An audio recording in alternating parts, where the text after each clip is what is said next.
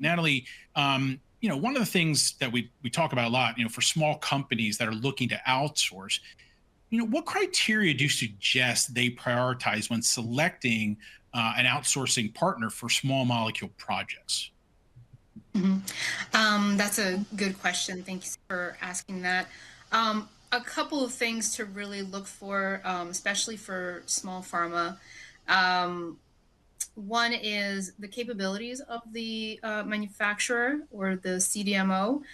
So, for example, looking at equipment lists for analytical work, uh, equipment lists for manufacturing. So, for example, if you're trying to do very small scale manufacturing, the equipment list will be able to inform you about their capabilities. Or if you're trying to do a scale up, you're going to phase 3 and you're scaling up for commercialization, looking at their capabilities there as well. So that's another item.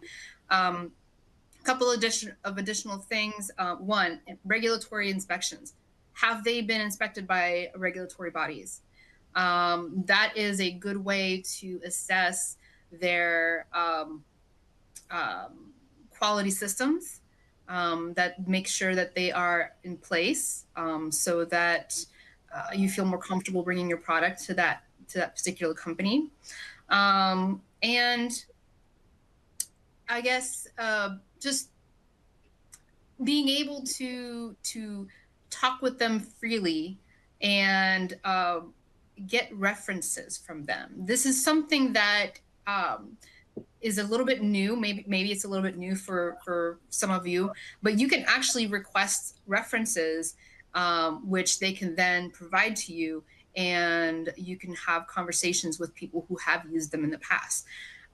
This is a great way to be able to understand how process transfers go on, how they deal with deviations, how they deal with things that might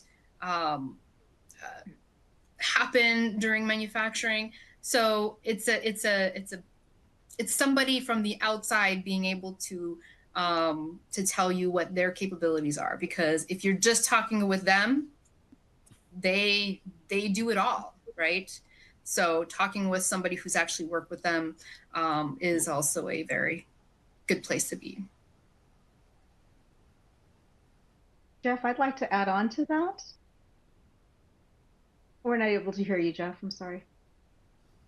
I'd like to share that also nimbleness in execution from the CDMO teams, making sure that the teams are flexible, because when you're a small company, things move quickly. Things change quickly, so you want to make sure that the teams are committed to working with you and partnering with you through all of your all the journey, and also ensuring that the CDMO has experience in the region that you would like to enter. The last thing you want to do is enter into operations and manufacturing and then find out later on that the CDMO does not have experience in entering, let's say, Japan or the UK or the EU, where there are very specific requirements. So just ensure that you have reviewed the details of the CDMO and make sure that you have a good grasp of their level of experience.